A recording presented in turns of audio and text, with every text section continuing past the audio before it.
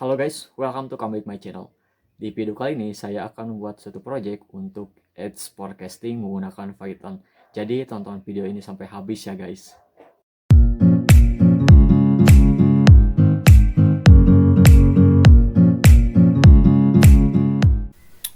Oke, nah sekarang di sini saya udah masuk di Jupyter Notebook-nya ya.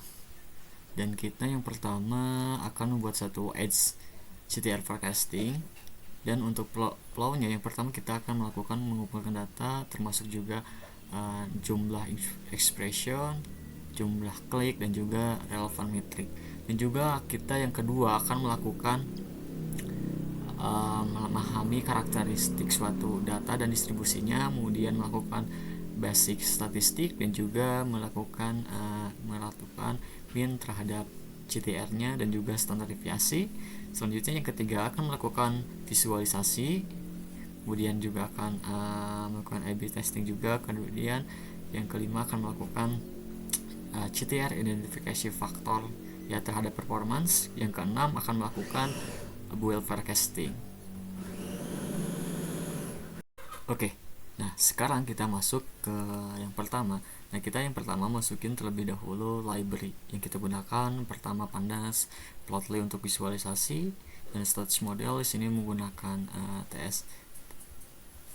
TS ya, menggunakan model Sarimak untuk nanti modelnya. Kemudian Fatolib untuk Plotly, ya kayak gitu. Nah sekarang kita masukin run, jalankan. Nah, di sini karena saya data dalam Drive, maka kita mengambil datasetnya di Drive ya. Teman-teman juga bisa gunain kode kayak gini, cuman saya lebih enak kayak gini aja deh, biar ringkas. Nah, setelah ini kita cek datasetnya. Ya, jadi di dalam datasetnya itu terdapat data, kliknya, dan juga expressionnya. Nah, setelah itu kita melakukan data preparation ya. Jadi kita di sini akan merubah data date-nya itu jadi format years, Monday, dan juga day gitu ya dalam data preparation-nya. Dan kita jadikan set index. Dan selanjutnya kita lakukan visualisasi dan impression-nya kayak gitu. Dan di sini saya menggunakan Plotly ya untuk visualisasinya, dan untuk visualisasi menggunakan scatter. Nah, kita run.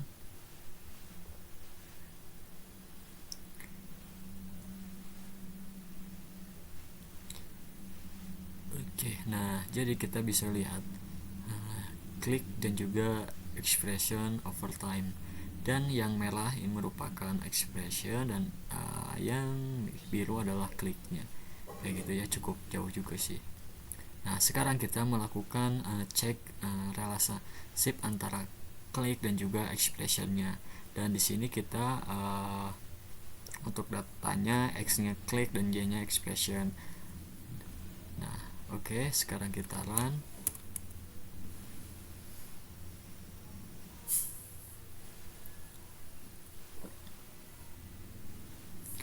Nah, sekarang kita bisa lihat ya relationship klik dan juga expressionnya.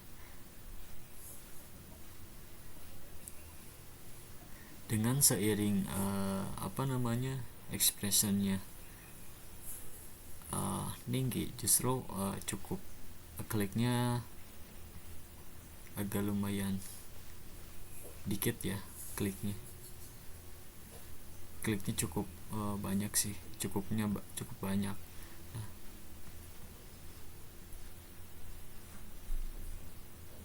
Nah ini hasil relationship. Nah bahwa ya jadi kita tuh relasi terhadap merupakan linear gitu. Jadi sekarang kita akan melakukan melakukan perhitungan visualisasi CTR-nya. Nah, jadi kita akan melakukan dari data klik itu dibagi dengan data expression, kemudian dikalikan dengan 100 ya. Nah, sekarang kita akan lihat CTR-nya ya. Nah, sekarang kita bisa lihat bahwa CTR berdasarkan bulan ke bulan dengan gambarnya cukup beragam ya. Jadi dari mulai November sampai September itu naik turun. Cuma kalau secara dilihat dari November bahwa CTR-nya itu cukup menurun ya, agak menurun sih kalau dari sisi visualisasi di sini, agak menurun sih. Nah, sekarang kita akan cek average CTR berdasarkan week ya. Dan kita ubah terlebih dahulu day of week.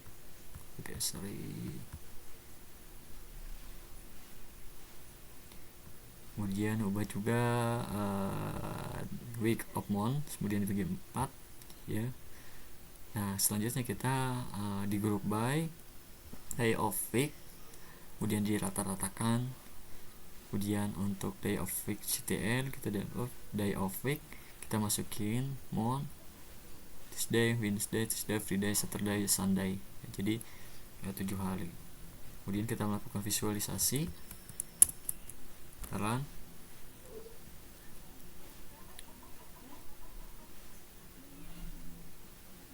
Nah, jadi kita bisa lihat ya, ternyata untuk CTR yang cukup bagus kita bisa lihat ya, dimana ya.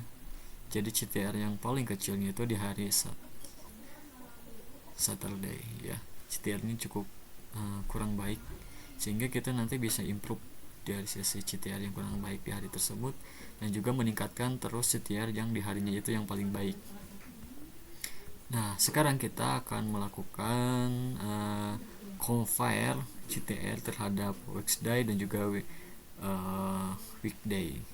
Nah, kemudian yang pertama kita melakukan create new column data kategori ya. Data yang pertama dari kategori, dengan masukin data kategori, kemudian di apply menggunakan lambda. Oke. Nah, jadi jika X nya itu lebih dari 5 hari maka dia tuh Wednesday, kayak gitu ya. Jadi konsepnya itu jika lebih dari 5 hari maka dia tuh weekday, yang jika kurang maka dia tuh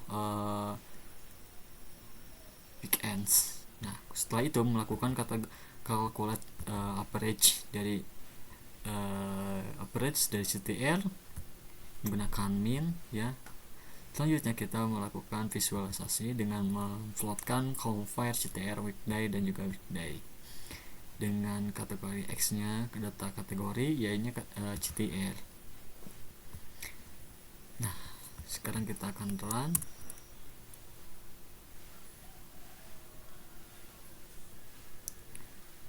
Nah, jadi kita bisa lihat bahwa comparison CTR dan weekday dan juga weekends, bahwa weekday dan juga weekend cenderung bahwa CTR di weekday itu lebih baik dibandingkan weekend berdasarkan data ya guys. Nah, jadi kita bisa lihat di sini tuh ada 4,1994 dan kalau di sini ada 3,83 ya, cukup beda sedikit, cuma yang lebih dominan di weekday. Nah, sekarang kita akan compare data kategori dan menghitung jumlah CTR dan expression berdasarkan kategori. Ya, yang pertama kita membuat digrupkan terlebih dahulu data kategori ya terhadap klik dan juga expression, lalu dijumlahkan. Setelah itu kita visualisasi ya. Jadi menggunakan klik dan juga expression terhadap weekday dan juga weekdays. Dan datanya yang ini yang telah di grup, kemudian X nya data kategori dan Y nya tuh klik dan juga impression. Nah, setelah kita visualisasi, bentar kita runkan dulu ya.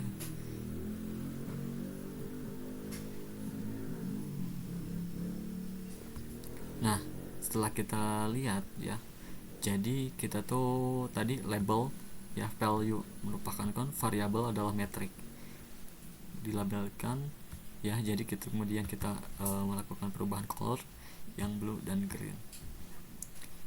Nah, setelah kita visualisasi tadi, bahwa kita lihat bahwa metric expression terhadap kategori weekday count yaitu 13,69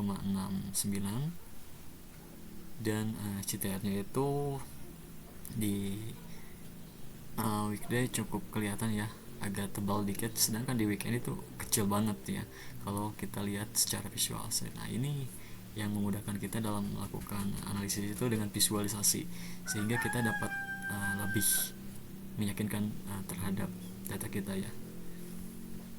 Nah, selanjutnya karena kita udah kelihatan data insight-insightnya, sekarang kita melakukan ads forecasting. Nah, di sini tadi saya sudah singgung bahwa kita akan menggunakan modal Sarimak ya. Jadi kita akan melakukan perhitungan dulu VDQ-nya ya. Karena juga kita lihat bahwa CTR-nya datanya seasonal ya. Jadi kita yang pertama kita cek terlebih dahulu data reset indeksnya, kemudian kita masukin library-nya kita. Jadi menggunakan stats model, TSI, ARIMA model, invert ARIMA. Nah, untuk ini plot ACF dan VCF nanti. Untuk visualisasinya apakah dia itu auto correlation dan juga partial auto correlation. Nah, sekarang kita melakukan reset index terlebih dahulu. Reset index, DHTR, kemudian differencing. Setelah differencing kita di diff, kemudian di drop. Nah, selanjutnya itu melakukan float ACF dan juga VCF untuk melihat perbedaan time series-nya kayak gitu. Oke, sekarang kita run. Guys.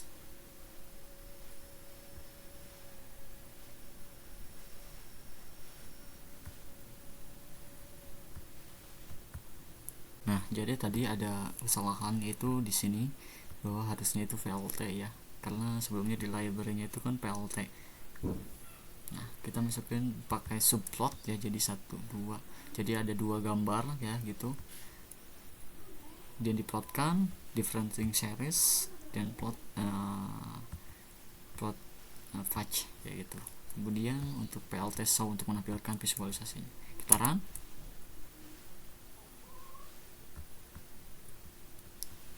Oke. Nah, jadi kita bisa lihat auto correlation dan variable correlation-nya ya. Selanjutnya kita akan membuat training forecasting menggunakan model Sarimak ya guys. Sorry, ini menggunakan Sarimak. Sorry ya, itu ada video ini diambil dari pagi-pagi ya, jadi ada suara ayam kalau kayak gitu. Nah, sekarang kita masukin from stage model TS stage space Sarimak info Sarimak. Nah, kita masukin terlebih dahulu. Nah, sekarang kita masukin untuk PDQ-nya dan S-nya. Dan di sini saya menggunakan 1, dan 12. Kemudian modelnya itu Sarimak time series ya, tipe data time series. Kemudian modelnya berdasarkan PDQ ini seasonal, dan juga kemudian setelah modelnya udah siap, kemudian di fit modelnya dan menampilkan hasil modelnya. Sekarang kita run.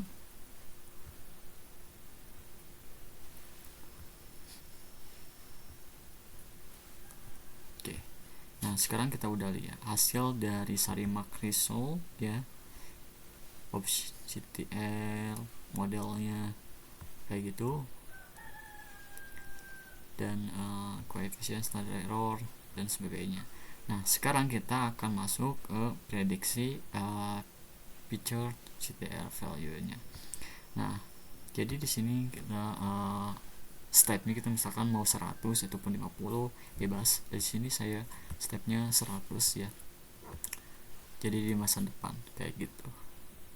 Nah, kemudian kita masukin result model yang tadi udah di fit, kemudian di predict ya, kemudian line jumlah time series datanya plus feature jumlah yang pengen kita prediksi.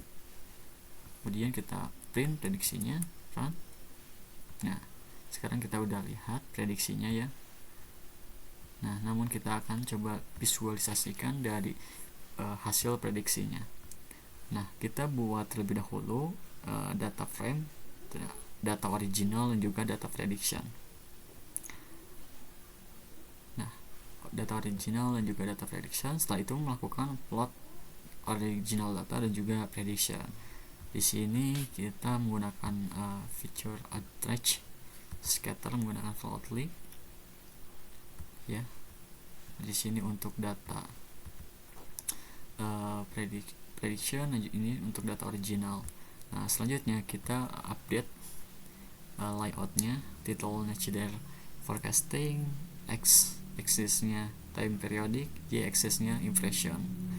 Kemudian kita solvekan. Sekarang kita run, dan sekarang kita bisa lihat bahwa CTR forecasting, nah untuk yang below dialah prediction dan data original merupakan data original, dan di sini merupakan forecastingnya ya guys, menggunakan Sarimak. Nah, itu video mengenai Edge CTR forecasting. Jadi ini tuh penting banget ya untuk melakukan analisis CTR forecasting, karena ini merupakan penting untuk metrik bisnis ROI itu melakukan adverse to make dan intinya untuk performance suatu nanti ads kalian semuanya untuk melakukan prediction. Dan itu semoga video ini bermanfaat. Jika video ini bermanfaat, jangan lupa like dan juga subscribe. Sampai jumpa di next video dan project berikutnya. Bye bye.